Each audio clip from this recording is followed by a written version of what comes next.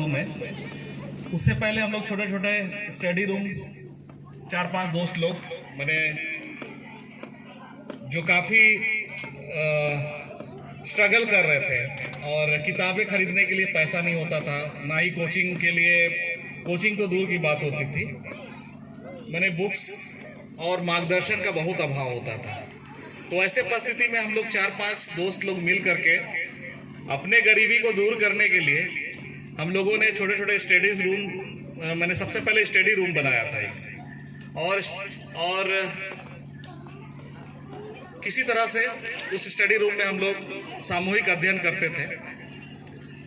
और आगे बढ़ने के लिए हम लोगों के पास कोई मार्गदर्शन नहीं था। हम लोग जो भी कोई जॉब में आते थे, क्योंकि हम लोग का ऐसा बैकग्राउंड नहीं था कि हमारे पास बहुत सारे संसाधन है कि हम लोग व्यापार करें या बहुत सारी ज़मीन है तो खेती बाड़ी करें, यानी कि हम लोगों को नौकरी ही करना था और कोई मार्गदर्शन भी नहीं था।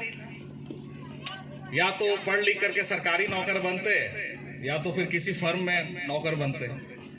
तो हम लोगों के पास कोई रास्ता नहीं था, लेकिन हम लोग ये जानते थे कि पढ़ाई से ही हम लोगों को आगे मंजिल मिलने वाला है और पढ़ाई से ही जो है बहुत सारे लोग जो है आगे बढ़े थे। हम लोगों ने समाज में बहुत सारे ऐसे लोगों को देखा था जिन्होंने काफ़ी स्ट्रगल करके जो है अच्छा मुकाम हासिल किया। तो हम लोगों ने सभी दोस्त मिल करके जो है हम लोग एक स्टडी रूम खोले और उसी समय हम लोग प्रण किए थे कि जब हम लोग अर्निंग करने लगेंगे, जब पैसा कमाने लगेंगे, नौकरी में आ जाएंगे और या अच्छी स्थिति होगी, तो हम लोग जो है आने वाले भावी पीढ़ी के लिए कुछ ना कुछ जरूर करेंगे। बाकी सभी दोस्त लोग भी इस मुहिम में शामिल हुए और वो तब की बात थी, आज से 15 साल 21 साल पहले की बात है। 21 या 22 साल हो गया है। तो हम लोगों ने एक छोटा सा स्टडी रूम करके एक साथ हम लोग कुछ दोस्त पढ़ते थे और पढ़ते पढ़ते हम लोगों का जो है 2004 में मेरी सरकारी रेलवे में नौकरी लगी और वहाँ से नौकरी लगने के बाद मैंने सबसे पहले जो है स्टडी रूम्स को मजबूत किया। 2-3-4 स्टडी रूम बने। फिर 2008 में जब मैं रेलवे छोड़ करके झारखंड में नौकरी करने का मौका मिला, तो जब आया तो हम लोगों ने ये सोचा कि जो स्टडी रूम जो चल रहा है वो पर्याप्त नहीं है बच्चों को मार्गदर्शन देने के लिए, तो एक अस्थायी तौर पे होना चाहिए। क्योंकि स्टडी रूम हम लोग भाड़े में ले करके हम लोग चला रहे थे। तो हम लोगों ने 2008 में प्रयास किया और 2008 में ही जो है कुरुख पुस्तकालय फूलहातू की हम लोग स्थापना किए। और वो तब का दिन था, 2 अक्टूबर तब का दिन था। और आज का दिन आपको विश्वास नहीं होगा कि उस पुस्तकालय ने मैंने जो जीवनचर्या था या जो समाज में जो एक पद्धति थी जीने का, उसको सारा सिस्टम को ही बदल के रख दिया। आप जानते हैं कि जिस मोहल्ला में हम लोग रहते हैं और जिस एरिया में फूलहातू, मेरी टोला, बरकंदाज टोली, आप जानते हैं कि उस क्षेत्र में जो है ज़्यादातर जो है ऐसे चीज़ों का व्यवहार और खरीद बिक्री होता है जो समाज के लिए बहुत घातक है। तो आज के डेट में बहुत सारे ऐसे जो चीज़ें चलती थी, लोग रोजगार के लिए इस्तेमाल करते थे, वो सारा बंद हो गया।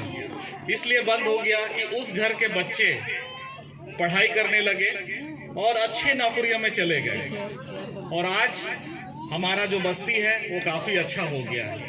तो हम लोगों ने फिर इससे इंस्पायर्ड हुआ और बाकी जगह भी हम लोगों ने ये सोचा कि जहाँ भी हम लोगों के क्षेत्र के जैसे बच्चे जो आगे बढ़ना चाहते हैं, जो पढ़ना चाहते हैं, उनके लिए भी हम लोग विचार करें। और वहाँ से हम लोगों का सिलसिला शुरू हुआ। नौकरी के साथ साथ हम लोगों ने सामाजिक क्षेत्र में शिक्षा के माध्यम से जो है इस उलगुलान को जारी रखा। और आज आपको खुशी होगी ये जान करके कि हमारे पूरे कोल्हान में जो हम लोग हैं, जो भी मिशन हम लोग लेके बढ़े थे, आज सभी लोग उस मॉडल को अपना रहे हैं। यहाँ तक कि रांची, मांडर, दक्षिणी छोटा नागपुर, उत्तरी छोटा नागपुर और बहुत सारे ऐसे जगह में ये जो हमारा मॉडल, जो रूरल लाइब्रेरी का जो मॉडल है, ये बहुत हिट हो गया है। और आज जहाँ भी आप जाते हैं, हमारे बच्चे जब बाहर पढ़ने के लिए जाते हैं तो वहाँ पर पूछा जाता है कि आपका बैकग्राउंड क्या है। तो बैकग्राउंड से मतलब ये होता है कि बच्चे कितने जागरूक हैं, माता पिता कितने जागरूक हैं।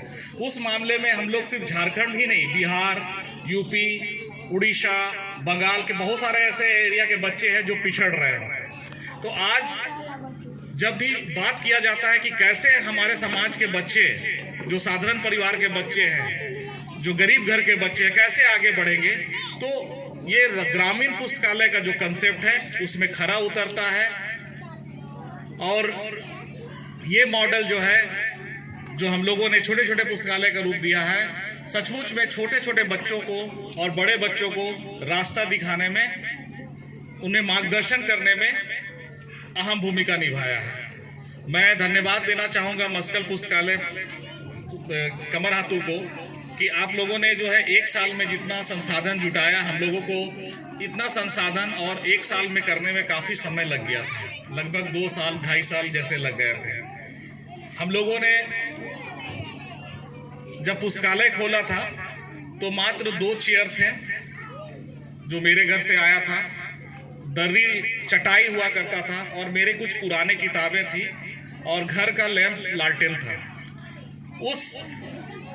उस कम संसाधन से हम लोगों ने 2 अक्टूबर 2008 को वहाँ पुस्तकालय स्थापित किया और आज के डेट में वहाँ 8 कंप्यूटर है, वाईफाई नेटवर्क है, टीवी है, ऑडियो वीडियो विजुअल सिस्टम्स है, UPSC, JPSC, JCC, railway, banking, सभी के पर्याप्त नोट्स हैं, दिल्ली के मटेरियल्स हैं, रांची के हैंडराइटिंग नोट्स हैं, दिल्ली के हैंडराइटिंग नोट्स हैं।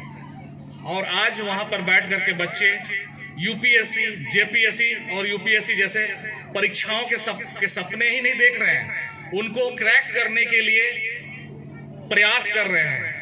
और आज का जो माहौल है, जैसे बताया कृष्णा जी ने बताया कि यहाँ से 3 बच्चे पास हुए हैं, तो ये 3 हैं, कल को 30 होंगे, 3000 होंगे।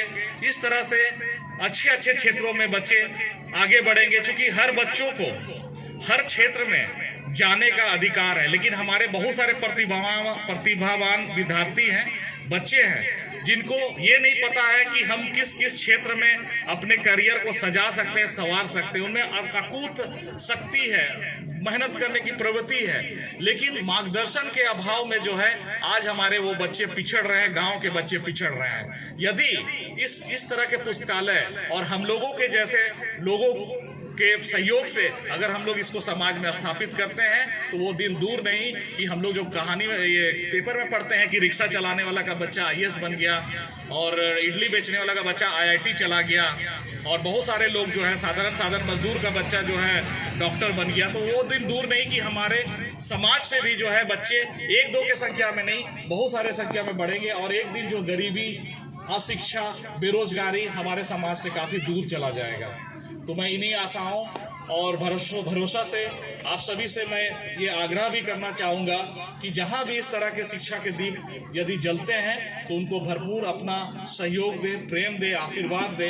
हर बच्चों को समान शिक्षा पाने का अधिकार है, हर बच्चों को आगे बढ़ने का अधिकार है, हर बच्चों को हर क्षेत्र में जाने का अधिकार है। और इस पुस्तकालय अभियान के लिए मैं आप सभी को दिल से हार्दिक धन्यवाद देता हूं, जोहार करता हूं और मुझे इस मंच में इतना सम्मान देने के लिए आप सभी को मैं आभार प्रकट करता हूं। जोहार।